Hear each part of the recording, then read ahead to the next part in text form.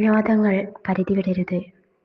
മൂർഖനും മുതലയും പിടിച്ചത് വിടില്ല എന്നൊരു പഴഞ്ചൊല്ലുണ്ട്. അതുപോലെ എന്തെങ്കിലും ഒരു വിനോദത്തിന് അടിമപ്പെട്ട വ്യക്തി അതിൽ നിന്ന് പെട്ടെന്നൊന്നും പിന്തിരിയില്ല.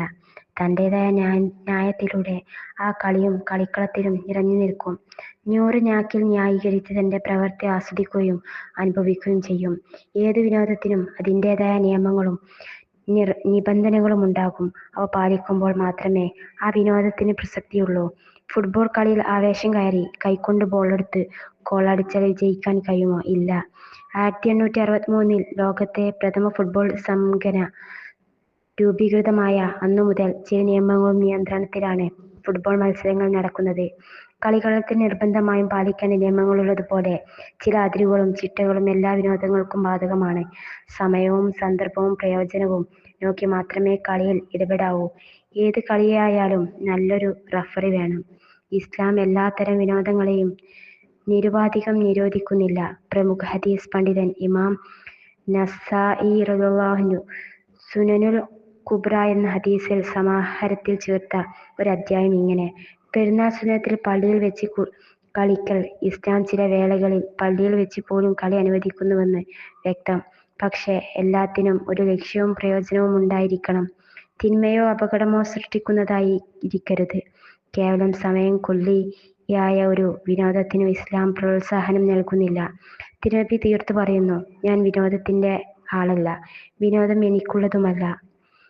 ഒരു തരം പകിടകളിയിൽ ഏർപ്പെട്ടവരെ കണ്ടപ്പോൾ റസൂൽ പ്രതികരിച്ചു: അലക്ഷ്യമായ കൽബുകൾ, കളിക്കുന്ന കരങ്ങൾ, പ്രലപിക്കുന്ന നാവുകൾ. ഇമാം ശാഫിഈ റളിയല്ലാഹു അൻഹു പ്രസ്താവിക്കുന്നു: കേവല വിനോദം മതബോധമോ മാന്യതയോ ഉള്ളവരോ ചര്യയിൽപ്പെട്ടതല്ല. വ്യക്തമായ അപകട സാധ്യതയുള്ള വിനോദവും ഖുർആൻ അംഗീകരിക്കുകയോ അനുവദിക്കുകയോ ചെയ്യുന്നില്ല. ഖുർആന്റെ കൽപ്പന കാണുക: നിങ്ങൾ ധർമ്മപാതയിൽ ചെലവഴിക്കുക, നിങ്ങളുടെ കരങ്ങളെ ആപത്തിലേക്ക് നീക്കരുത്, നിങ്ങൾ നന്മ ചെയ്യുവിൻ, തീർച്ച അല്ലാഹു സുഹൃതരെ ഇഷ്ടപ്പെടുന്നു. കായികമോ ബുദ്ധിപരമോ ആയ നേട്ടങ്ങൾക്ക് വഴിയൊരുക്കുന്ന വിനോദമാണ് കരണീയം. ബീവി ആയിഷ പറയുന്നു: ഞാൻ കുട്ടിക്കാലത്ത് കൂട്ടുകാരികളോടൊത്ത് വിനോദത്തിൽ ഏർപ്പെടാറുണ്ടായിരുന്നു. നബി വരുന്നത് കണ്ടാൽ കളിക്കൂട്ടുകാർ ഓടി ഒളിക്കും. അപ്പോൾ നബി തന്നെ അവരെ എന്റെ അടുത്തേക്ക് പറഞ്ഞുവിടും. ഞങ്ങൾ വിനോദം തുടരുകയും ചെയ്യും. കുട്ടികളുടെ ഭൗതിക ശാരീരിക വളർച്ചയ്ക്ക് വിനോദം അനിവാര്യമാണ്. അതുകൊണ്ടാണ് നബി അവരുടെ വിനോദത്തെ പിന്തുണച്ചത്. ഇമാം ഗസാലി റളിയല്ലാഹു അൻഹു എഴുതി: പഠന സമയം കഴിഞ്ഞാൽ കുട്ടികളെ വിനോദത്തിന് വിടേണ്ടത് അത്യാവശ്യമാണ്. പഠന വിരസതയിൽ നിന്ന് മുക്തി ലഭിക്കാനാണത്. കുട്ടികളെ കളികളിൽ നിന്ന് തടയുന്നത് അവരുടെ മനസ്സ് മുരടിക്കുന്നതിനും ബുദ്ധിവികാസം തടസ്സപ്പെടുന്നതിനും ജീവിതം ദുസ്സഹമായി തീരാനും കാരണമാകും.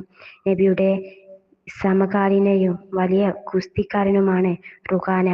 അദ്ദേഹത്തോട് നബി ഗുസ്തി നടത്തിയിട്ടുണ്ട്. അതിനെ തുടർന്ന് അദ്ദേഹം ഇസ്ലാം പുൽകുകയുമുണ്ടായി. ഒരു വ്യക്തിക്ക് സന്മാർഗ പ്രകാശം എത്തിക്കുക എന്ന മഹിത ലക്ഷ്യത്തോടെയായിരുന്നു നബി ഈ വിനോദം നടത്തിയത്. സാമ്പത്തിക ചൂഷണം, അന്യരെ അപമാനിക്കൽ, അക്രമം, ധൂർത്ത്, നഗ്നത വെളിപ്പെടുത്തൽ, ദുഷിച്ച കൂട്ടുകെട്ട്, നിർബന്ധ കർമ്മത്തിനോ സേവനത്തിനോ തടസ്സമുണ്ടാക്കൽ തുടങ്ങിയ അരുതായ്മകളില്ലാത്ത വിനോദങ്ങളെ ഇസ്ലാം അനുവദിക്കുന്നുള്ളൂ. യാതൊരു ലക്ഷ്യബോധവുമില്ലാത്ത കളി ഇഹത്തിലും പരത്തിലും തീരാ നഷ്ടങ്ങൾക്കാണ് കളമൊരുക്കുക. അത്തരം ദുർവിനോദങ്ങൾക്കെതിരെ വിശുദ്ധ ഖുർആൻ വിരൽ ചൂണ്ടി: അത്തരക്കാരെ താങ്കൾ അവഗണിച്ചേക്കുക. അങ്ങനെ അവർ താക്കീത് ചെയ്യപ്പെട്ട ദിവസത്തെ അഭിമുഖീകരിക്കുവോളം അവർ കളിച്ചു നടക്കട്ടെ.